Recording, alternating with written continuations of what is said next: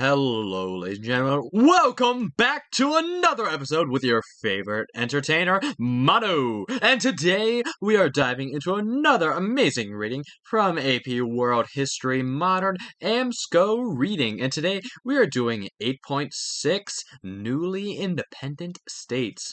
So let's go ahead and see what we can dig up from the past. Quote, India is free, but she has not achieved unity. Only a fissured and broken freedom. End quote. Sri Aurobindo, 1872 to 1950. Essential question. With political changes led to territorial, demographic, and nationalist developments, and the economic shifts that resulted. Alright. As imperialistic powers handed over governmental control to their former colonies, they often created new states. Between 1945 and 2000, the number of colonies and the number of independent states in the world more than doubled from approximately 75 to around 190. The boundaries of the new states often led to conflicts, population displacement, and resettlement. In India, as lamented by Sri Aurobindo, an Indian nationalist and philosopher, the country was partitioned into Hindu India and Muslim Pakistan. Later, Pakistan divided again, creating Bangladesh. In the Middle East, the newly created Israel displaced Palestinian residents. Newly independent countries often instituted strong policies to promote economic development.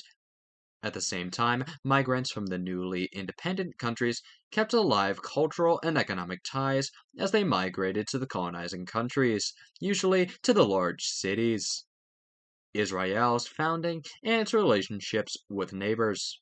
The Zionist movement originated in the 1890s from reaction to the Dreyfus Affair, see topic 5.1.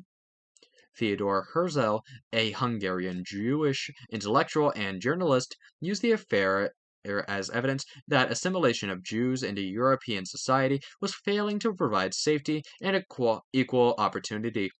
At the first Zionist Congress in 1897, he urged the creation of a separate Jewish state. Birth of Israel. Zionists hoped that the new state could be established in Palestine, because that was where their ancestors had lived. In modern times, Palestine was part of the Ottoman Empire, and most of its inhabitants were Arabs who practiced Islam. In a new state, Zionists argued the Jews could be free of persecution. In 1917, during World War I, the British government issued the Balfour Declaration, which favored the establishment in Palestine of a national home for the Jewish people. However, British Foreign Secretary Arthur James Balfour wrote that nothing shall be done which may prejudice the civil and religious rights of existing non-Jewish communities in Palestine. The situation was complicated because British officer T.E. Lawrence, known as Lawrence of Arabia, promised certain Arabs an independent state as well. The British Foreign Office hoped that Arabs would rise up against the Ottoman Empire, which would make it easier to defeat during World War I. The Balfour Declaration promised civil and religious rights to non-Jews in Palestine, but the supporters of the Arabs did not trust the British. In 1918, after World War I, Britain was given a mandate over former Ottoman lands in the Middle East. Soon, Zionists began to immigrate to Palestine from Europe and from other Middle Eastern areas. As immigration increased, the Arabs in the area protested their loss of land and traditional Islamic way of life. World War II and the deaths of 6 million Jews in the Holocaust provided another impetus for Jewish immigration. The fate of the European Jews brought worldwide sympathy for the survivors. Britain, trying to hold the line on Jewish immigration in the face of Arab opposition, turned the matter over to the United Nations. As in India, leaders hoped that partition would bring peace and stability. In 1948, after the UN divided Palestine into Jewish and Arab sections, the Jewish section declared itself to be a new country, Israel. multiple wars. War broke out immediately between Israel, which had support from the United States, and the Palestinians, who had support from neighboring Arab countries. Arab forces from Syria, Jordan, then called Transjordan, Lebanon, and Iraq invaded Israel. After several ceasefires, the Israeli army won and armed truce was declared. Immediately after the truce, about 400,000 Palestinians became refugees, living in camps near the Israel border. Three other Israel-Palestinian wars followed.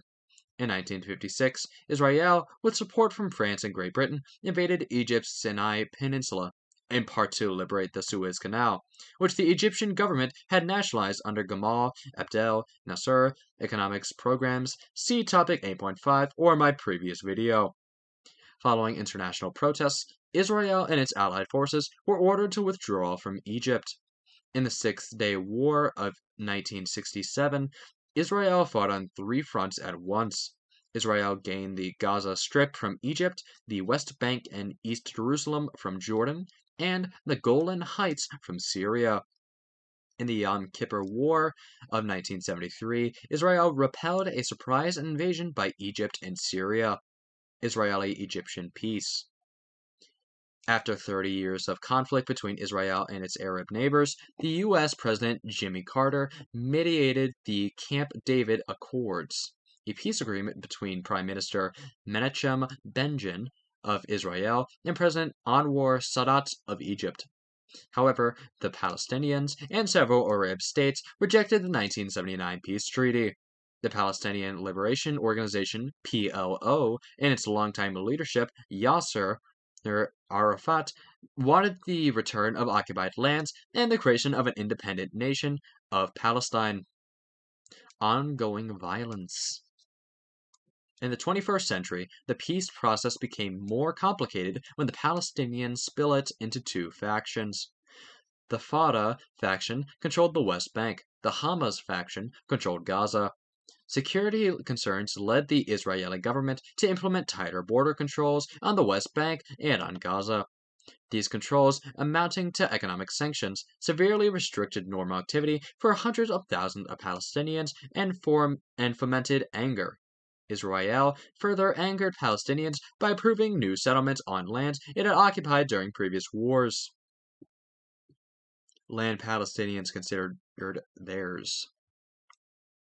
Without a peace process, violence continued. Between 2000 and 2014, over 7,000 Palestinian and over 1,000 Israelis were killed. Many countries in the Middle East remained hostile to the United States over its support of Israel. And as you can see here, during 1947, the UN planned a division for Palestine is currently on the left, meanwhile the 2018 Israel and Palestinian lands are on the right. However, keep this in mind when answering multiple choice questions, because this can be helpful when answering any questions relating to the time period of 1900 to present. Cambodia gains independence and survives wars. After World War II, Vietnam's neighbor Cambodia pressured France to grant it independence in 1953. Cambodia's royal family continued to head the government and tried to maintain its status as a non-aligned nation during the first 2 decades of the Cold War. However, Cambodia was eventually drawn into the Vietnam War. Following the Vietnam War, a communist guerrilla organization called the Khmer Rouge, under the leadership of Pol Pot, overthrew the right-wing government of Cambodia. Once in power, Pol Pot and the Khmer Rouge imposed a ruthless form of communism, following the Chinese model of cultural revolution that targeted intellectuals and dissenters. The slaughter and famine that followed took more than 2 million lives, about 1/4 of the country's population. Mass graves of victims from the killing fields of Cambodia continued to be discovered in the countryside and jungled for decades after. In 1977, Vietnamese troops invaded Cambodia to support opponents of Pol Pot and the Khmer Rouge. At the end of the ensuing war, the Vietnamese took control of the government in Cambodia and helped the country to regain some stability. Even as some fighting continued and hundreds of thousands of refugees fled the country, In 1989, the Vietnamese forces completed their withdrawal from Cambodia. A peace agreement reached in 1991 allowed free elections, monitored by the United Nations. Prince Norodom Sihanouk became a constitutional monarch, and the country developed a democratic government with multiple political parties and aspects of a market economy. India and Pakistan became separate countries. In 1947, the British divided colonial India into two independent countries, a mostly Hindu India and a mostly Muslim Pakistan. India's population was about 10 times larger than Pakistan's. In both countries, women had the right to vote. The partition of the colony was chaotic, and violence broke out along the religious lines. At least 10 million people moved. Hindus and Sikhs fled their homes in Pakistan to resettle in India, and Muslims fled India for Pakistan. In the political turmoil, between 500,000 and 1 million people died.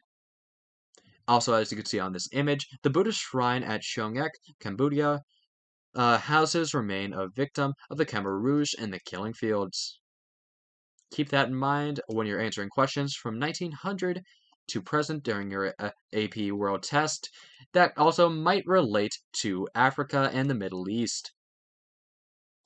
Alright, after partition, Pakistani India distrust grew. While India became the world's largest democracy, Pakistan had both elected leaders and authoritarian military rulers. Moderates in both countries confronted powerful conservative religious movements that opposed compromise with the other country. Kashmir conflict. One president and persistent tension between India and Pakistan was over Kashmir, a border region in the mountainous north. At the time of partition, most people in Kashmir were Muslims, but its leader was a Hindu.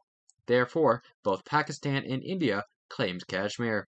At times, the rivalry there broke out into armed conflict. The tension between the two countries became more significant after each began developing nuclear weapons. Eventually, India controlled about 45% of the Kashmir region. Pakistan controlled about 35%, and China controlled about 20%. 20%, yep. Women gained power in South Asia. In some newly emerging countries, women became heads of state. Often, they replaced their fathers or husbands. In India and Pakistan, women won the right to vote in 1947. Sri Lanka. The world's first female prime minister was Sirimavo Bandaranaike. She won that position in 1960 in Ceylon, later Sri Lanka. Her husband was assassinated in office in 1959, and Bandaranaike ran for office to fill his seat. She continued her husband's socialist economic policies. But in 1965, with a saging economy, she was voted out of office. 5 years later, she returned to power and instituted much more radical policies, including land reforms, restrictions on free enterprise, and a new constitution that changed the country's name to Sri Lanka. While some of her reforms succeeded, the economy stalled again, and in 1977, she was again voted out of office. Bandaranaike remained active in Sri Lankan politics. Her children became leaders as well, when her daughter Charandarika became the country's first female president in 1994. She appointed her mother again to the role of prime minister. India. In 1966, 2 years after the death of India's first prime minister, Jawaharlal Nehru, his only child, Indira Gandhi, became India's first leader. She was not related to Mohandas Gandhi. She was underestimated at first, but proved to be effective, distancing herself in some ways from her father's old guard advisors and making political and economic moves to strengthen India's economy. War with Pakistan took a toll on the country, though India won the conflict with the help of military support with the Soviet Union. Indira Gandhi became a revered leader in India, though further economic strife would undermine her popularity in the ensuing years. High inflation and growing poverty threatened her rule. She declared a national emergency in 1975 and jailed many opposition leaders. Her 20-point economic program proved successful, alleviating inflation, reforming corrupt laws, and increasing national production. But some of her policies were unpopular with the people of India. Despite the economic gains, in 1977, Gandhi lost in the elections. She returned to power as prime minister in 1980, but was assassinated in 1984. Pakistan. Pakistan elected Benazir Bhutto prime minister in 1988. Her father had also served as prime minister. She was the first elected female leader of a majority Muslim country. Bhutto struggled to improve Pakistan's economy and reduce its poverty. Corruption charges dodged her and her husband. Bhutto won election to 2 non-consecutive terms and then went into exile from 1999 until 2007. Shortly after she returned to Pakistan, an assassination killed her. Tanzania modernizes. Tanganyika gained its independence from Britain in 1961, later becoming the United Republic of Tanzania. Its first president, Julius Nyerere, instituted African socialist political and economic ideas. Summarized in the Arusha Declaration of 1967, it was an agrarian approach based on cooperative agriculture. Literacy campaigns, free education, and collective farming were key components of what Nyerere called ujamaa, Swahili for familyhood. He also advanced the country's economic independence away from foreign aid. Economic hardships challenged Nyerere's leadership for years, as did conflicts with Uganda and its leader, Idi Amin. Though personally popular, Nyerere could not pull Tanzania out of poverty. He resigned the presidency in 1985, but remained an important social leader until his death in 1999. Immigration from the newer countries to older ones. People from these newly independent countries sometimes moved to the former colonial powers. For example, large numbers of refugees and immigrants from Pakistan, India, and Bangladesh moved to London after the chaos of World War II and other countries. London was a metropole, a large city of a former colonial ruler. Similarly, Vietnamese, Algerians, and West Africans migrated to Paris and other cities in France, and Filipinos migrated to the United States. Many migrants found jobs in the medical field, often worked on railroads, in foundries, and in airports. In this way, economic and cultural ties between the colonial power and newly independent countries remain strong. Key terms by theme. Government, the Middle East. 6-Day War, Yom Kippur War, Camp David Accords, Palestinian Liberation Organization, or PLO, Fatah, Hamas. Government, Asia, Khmer Rouge, Kashmir, Sirimavo Bandaranaike, Indira Gandhi, Benazir Bhutto. Government, Africa, Julius Nyerere. Environment, immigration, metropole.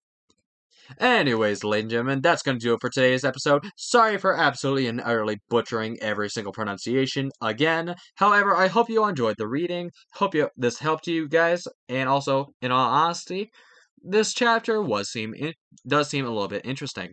It does, in my opinion, seem to focus once again on the Middle East and its effects, and also does have some key themes with immigration. However, I guess this also can be connected to some causes and effects of the imperialism and anti-imperialism movements, as well as some minor things caused by World War II. Anyways, ladies and gentlemen, I hope you enjoyed the video. Please like the video, subscribe, hit the notification bell to stay up to date when I post more content, and please have a great and amazing day, and remember, stay entertained!